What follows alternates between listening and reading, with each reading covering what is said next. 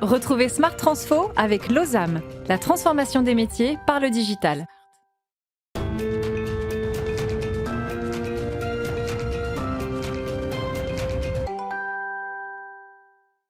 Salut à tous, c'est Smart Transfo, l'émission qui regarde les transformations des organisations au cœur des entreprises. Et il fallait là s'arrêter sur, alors pour le coup, les femmes en entreprise, moins en termes de management, vous allez le voir, que ce qui s'est passé pendant la crise. Et sans doute une forme de recul de la condition féminine en entreprise. Mais justement, on va en débattre ensemble. C'est parti.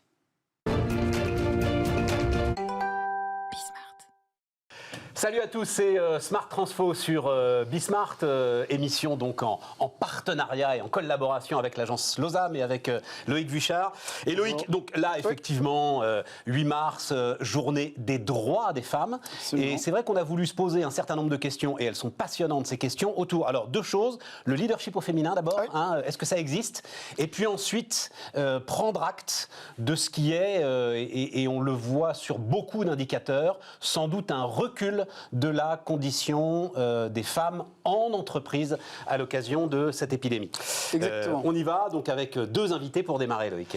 Deux invités, effectivement, convaincus et convaincantes. On va essayer, et ce sera l'objet de toute l'émission, avoir un peu dépassionné le sujet, avoir des éléments un peu concrets, des éléments chiffrés, tangibles, et j'espère quelques actions concrètes qu'on va pouvoir en ressortir. Alors pour en parler, Géraldine Segon, je suis ravi que nous puissions accueillir Géraldine, talent leader chez Deloitte France, et Céline Masse, présidente d'ONU Femmes France. J'ai bien prononcé ?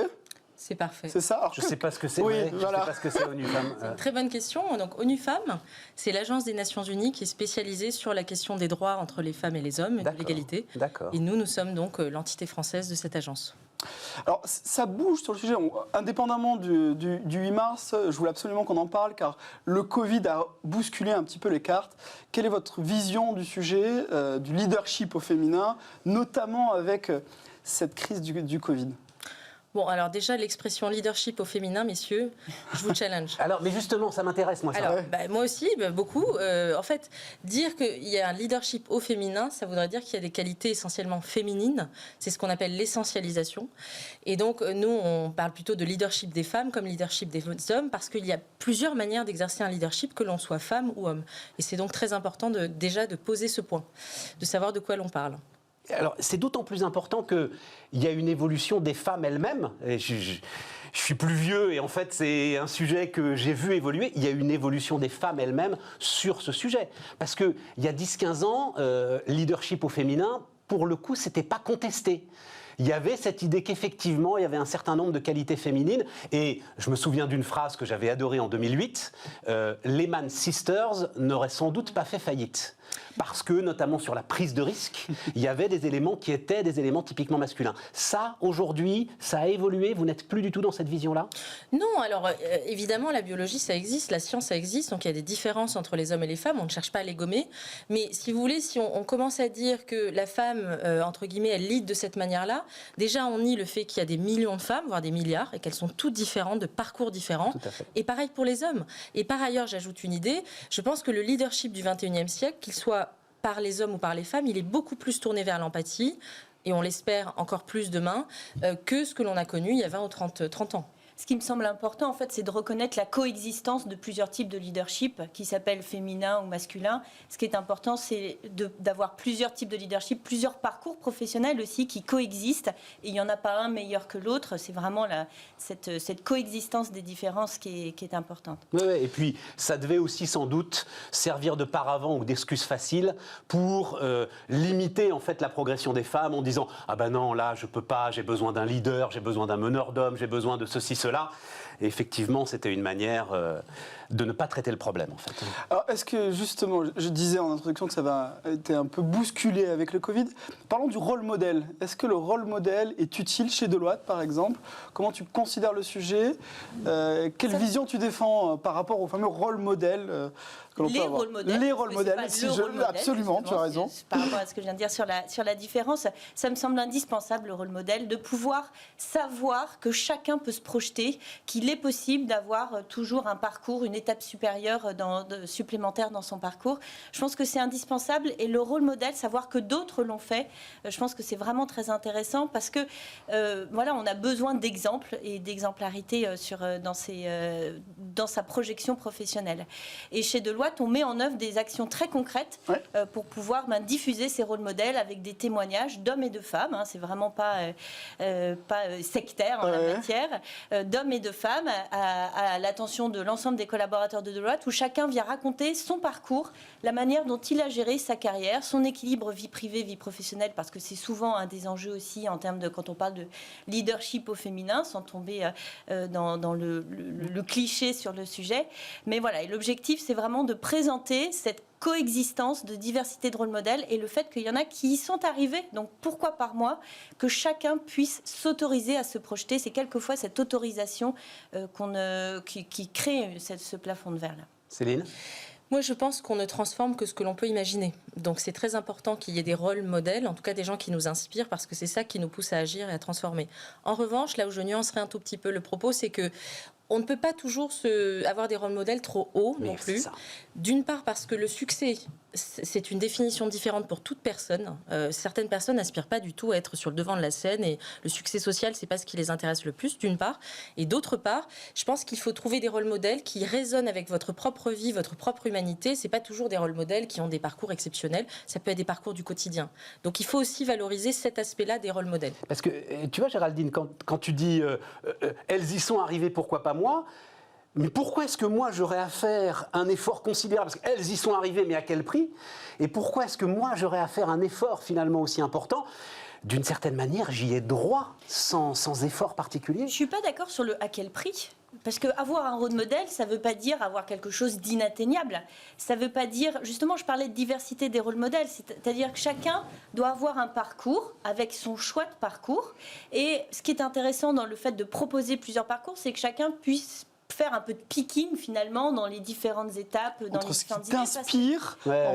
Une des vertus pour bien connaître Géraldine, avoir été chez Deloitte, c'est la personnalisation du parcours en tant que talent. Ouais, et je pense que ça rend... Une somme de chemins particuliers, de chemins individuels où chacun a le choix de choisir son parcours. Et pour pouvoir avoir ce choix, il faut savoir ce qui existe. Et donc le fait d'avoir des rôles modèles et que chacun puisse venir raconter comment il a fait pour progresser, eh bien comme ça, on peut choisir et faire du picking dans ce parcours-là. La question des quotas. Tiens, on parlait d'évolution, Laurence Parisot, présidente du MEDEF, ne m'en parlez pas, libérale, l'entreprise saura faire son chemin. 10 ans après, elle est militante des quotas comme rares femmes le sont. Comment est-ce que vous regardez ça ? Bien sûr, mais parce que les chiffres en fait sont très clairs. 2009, 10% de femmes dans les conseils d'administration CAC 40. 2021, 44,6%. Le quota arrive en 2011. Le constat, il est clair. Aujourd'hui, 17% de femmes dans les comités de direction du SBF 120. Une loi se dessine. Vous verrez, dans 5 ans, on sera peut-être à 40-50%. Ouais. Donc, philosophiquement, le quota, c'est gênant.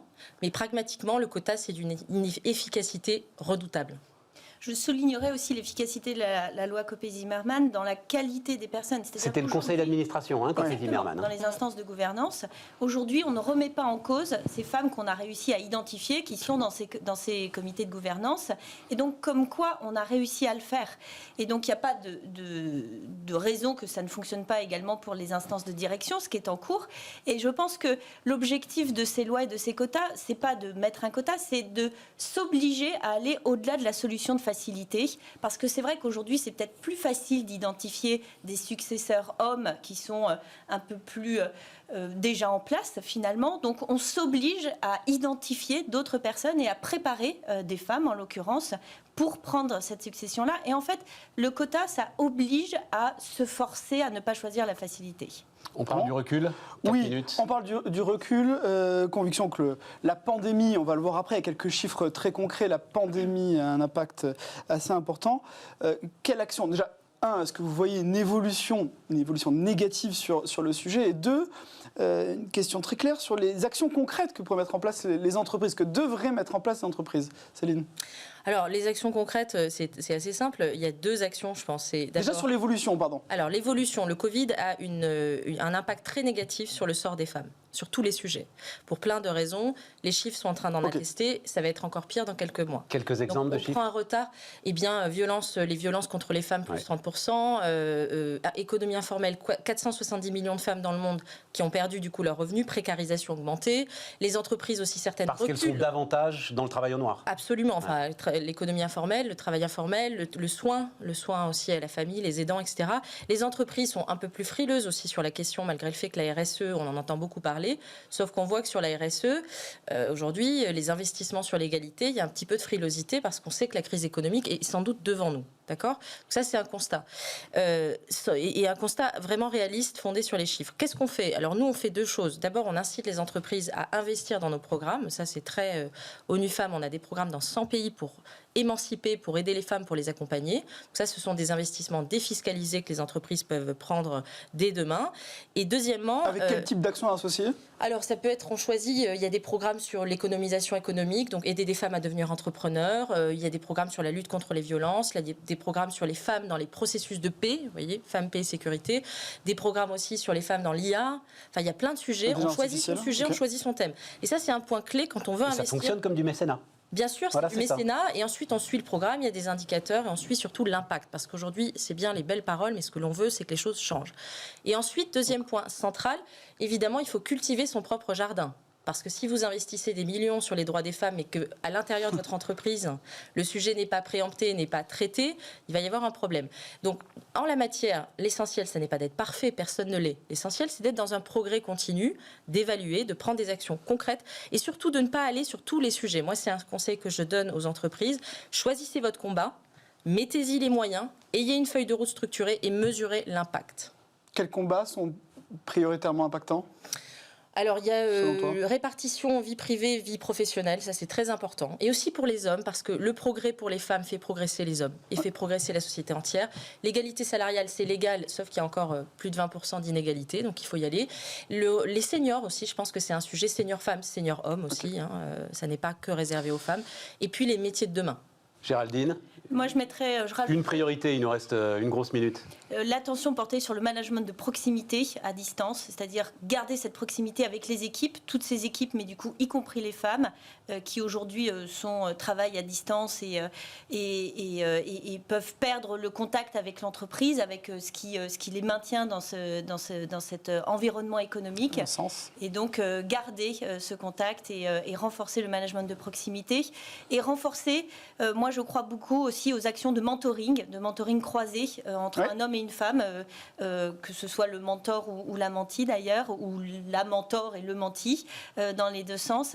Et je pense qu'on a beaucoup à gagner à comprendre les enjeux des uns et des autres, mais en passant par ces actions individuelles. Je crois aussi aux actions de petits pas dans la continuité, pas du coup de poing, vraiment dans la continuité, mais chaque action concrète qui nous permet d'aider une femme à se projeter chez Deloitte, c'est une action gagnée. Ben justement, on va aller un peu plus en détail sur ces reculs de la condition féminine en entreprise, tout de suite dans la deuxième partie de Smart Transfo.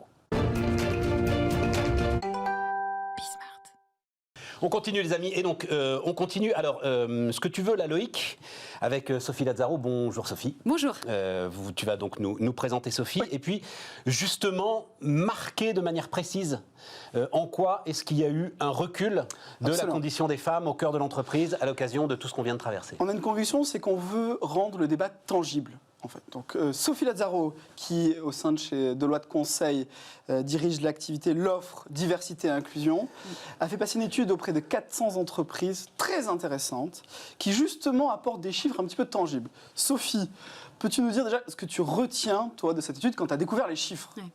Alors en fait, notre étude, elle révèle que la crise fait payer un lourd tribut aux femmes actives. Et un chiffre qui est important à retenir, c'est que 82% des femmes interrogées déclarent que la crise a eu un impact négatif sur leur vie.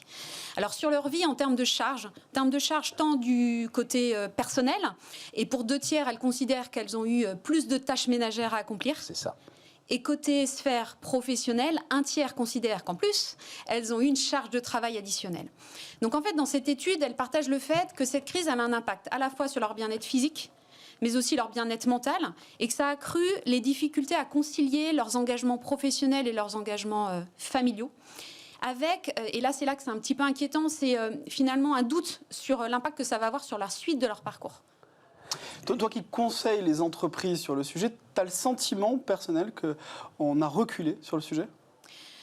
Alors, avec le Covid, ouais, je dirais sous 2 angles, parce que je suis quelqu'un de très optimiste, mais j'attaquerai le premier angle en disant qu'effectivement, si on regarde la situation telle qu'on la décrit là, et surtout on décrit le ressenti des femmes, et c'est ça qui est important, on peut se dire que la pandémie pourrait venir impacter l'évolution lente et progressive de l'égalité professionnelle qu'on a eue depuis des décennies, et ça c'est inquiétant, c'est clair. En plus, on a une étude annuelle des rémunérations qu'on a réalisée notamment en 2020, et en 2020, de façon exceptionnelle, c'est la première fois qu'on a eu une stagnation des écarts salariaux entre les hommes et les femmes. Alors que d'habitude, ça se réduit. Ça se réduit très lentement, mais là, il y a eu une stagnation et il y a eu pas d'augmentation différenciée entre les hommes et les femmes. Donc ça, c'est un élément inquiétant. Mais est-ce que, Sophie, en fait, on a tous été pris par surprise, évidemment, par tout ce qui s'est passé.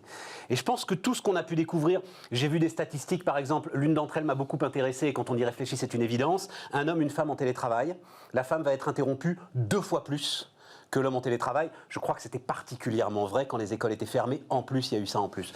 Et simplement, je crois qu'il a fallu un petit moment pour que les managers, en fait, prennent conscience de ce déséquilibre. Alors c'est un vrai sujet de la posture sociale finalement de la femme au sein du foyer. Exactement. Où les entreprises quelque part n'ont pas forcément leurs responsabilités, mais on va en parler. Elles peuvent agir. Mais ça me fait rebondir quand même ce que vous dites là sur les hommes, parce que je voulais quand même aussi partager un point dans l'étude qui est hyper intéressant, mais qui est très français. En réalité, les Françaises ont eu un résultat un peu décalé par rapport aux résultats globaux. C'est qu'en fait, 65% des Françaises interrogées considèrent que les hommes se sont aussi un peu plus investis dans les tâches ménagères pendant cette crise. Et ça, je me suis dit, ça c'est super intéressant. Ce qui n'était pas le cas dans le reste du monde ? Ce qui n'était pas le cas dans le reste du monde, on était sur du moins 50%. Donc on sent qu'en France, effectivement, il semblerait que les... Alors, merci messieurs déjà, merci pour ça. Et tout ça aussi pour enclencher sur la suite ce que les entreprises peuvent faire. Ouais. Mais oui, parce que à partir de... Tu dis, je ne suis pas sûr que l'entreprise doive se saisir de ce sujet. Et si tu généralises le télétravail, ça aide. Alors, ça devient un sujet d'entreprise. Il y a un double effet. Effectivement, il va falloir que ça bouge dans la sphère familiale, il va falloir que ça bouge dans la sphère professionnelle. Mais en tout cas, ce qu'il faut se dire par rapport à ce sujet des hommes, c'est que finalement, ce n'est pas un sujet de femmes. Je viens de le dire aujourd'hui, et c'est plus facile si je viens de l'exprimer auprès de vous, mais en réalité, ce n'est pas un sujet de femmes, ce n'est pas un combat de femmes, c'est un vrai sujet de société. Et finalement, l'idée, c'est d'aller chercher un équilibre entre les hommes et les femmes. On représente a priori 50% de la planète chacun. C'est quel équilibre on va pouvoir trouver ensemble dans nos sphères privées et dans nos sphères professionnelles, pas dans un mode gagnant-perdant, mais en réalité se dire en fonction des moments de vie, des parcours de professionnels, comment on arrive à combiner tout ça. Finalement, comme on l'a fait dans l'entreprise au bureau, c'est-à-dire tous ces combats autour des réunions qui ne devaient pas aller au-delà de 18 heures, toute cette ouverture vers du travail partiel, du temps partagé, etc. Bon ben voilà, il faut reprendre, il faut continuer ce chemin, mais en rentrant dans la sphère privée, mais on est obligé de rentrer dans la sphère privée. On est obligé de rentrer dans la sphère privée, mais sous l'angle finalement, comment j'accompagne les collaborateurs pour concilier leurs engagements professionnels et personnels. Tout à fait. Alors concrètement, donne-nous quelques moyens tangibles, toi qui conseilles les entreprises sur le sujet, vis-à-vis des directions générales qui nous regardent, qu'est-ce que tu conseilles concrètement de mettre en place ? Alors ce que je conseille déjà, c'est pas d'approche unique. C'est prendre du benchmark, parce que c'est vrai qu'on me demande souvent des exemples de mesures, donc je vais en donner, mais les mesures, le benchmark finalement c'est une inspiration. L'idée c'est d'aller trouver une approche qui correspond à votre organisation. Personnaliser la démarche. C'est la première recommandation. Pour personnaliser la démarche, il faut déjà savoir d'où je pars. Quelle est ma situation en termes d'égalité professionnelle, savoir la mesurer, mais savoir aussi où en est mon organisation. Est-ce qu'elle est prête à faire ça ? Est-ce qu'elle est prête à bouger culturellement ? Donc c'est vraiment la mesure. Pour pouvoir après identifier, ça va être quoi mes leviers, mais ça va être quoi aussi mes freins, faut pas se mentir, pour ensuite mettre en place des mesures qui soient efficaces et pérennes. Ça, c'est en termes de démarche globale. Après, en termes de mesures, moi, ce que je dis souvent, c'est qu'effectivement, il faut considérer son écosystème dans son entièreté. C'est-à-dire qu'il faut à la fois agir sur l'individu, sur l'organisation et sur la culture. Alors quand je dis individu, c'est déjà, ça c'est le rôle du manager de proximité, c'est d'écouter ses collaborateurs. Ouais, c'est ça. Vous en êtes où? Vous avez envie de quoi? Parce que finalement, tous les collaborateurs et toutes les collaboratrices n'ont pas envie d'évoluer. Et il y a une temporalité aussi à respecter, il y a des moments de vie à respecter. Donc ça, il faut écouter les collaborateurs. Après, il faut voir aussi si ce n'est pas des propres freins qu'on s'est posés soi-même et aller aider peut-être le collaborateur, la collaboratrice à le lever. Alors sur le côté individuel, une mesure que nous aussi on a développée chez Deloitte, donc c'est toujours intéressant aussi de le déployer, c'est finalement de mettre en lumière des rôles modèles féminins qui montrent que finalement oui c'est possible, c'est parfois difficile mais c'est possible, et ça peut être inspirant finalement pour les autres générations, ça peut être inspirant et puis en plus elles peuvent les accompagner en termes de coaching et de mentoring pour continuer leur parcours. Bon. Au niveau de l'organisation, et de la culture, l'organisation, on en a parlé, vous en avez parlé Stéphane, c'est effectivement les modalités de flexibilité du temps de travail, de télétravail, pour faciliter la conciliation vie pro, vie perso. Et puis le dernier point, mais c'est le plus gros morceau, c'est la culture. Et là, ça se porte par le leadership, ça demande un vrai sponsoring du leadership, et ça demande que les valeurs qui sont déclarées, elles soient prouvées dans les comportements, et que les comportements changent de façon pérenne. Donc ça, c'est important, c'est la preuve. Du leadership considéré au sens direction générale. Tout à fait. Merci Sophie. Sophie Lazzaro, on va vers la troisième et dernière partie de cette émission. Merci à vous.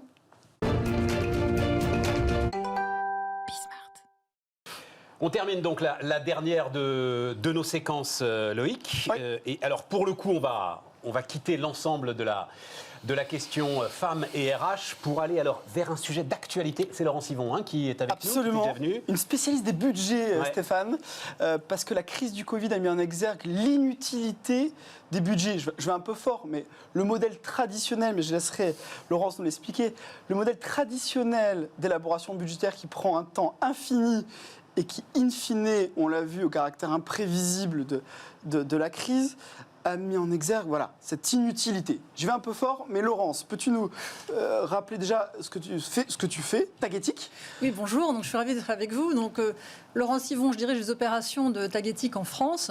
Juste pour rappel, Tagetik, nous éditons une solution applicative qui est centrée sur la transformation des directions financières et notamment la fluidification du budget. Ouais, voilà, c'est ça. Alors, à quoi sert le budget finalement?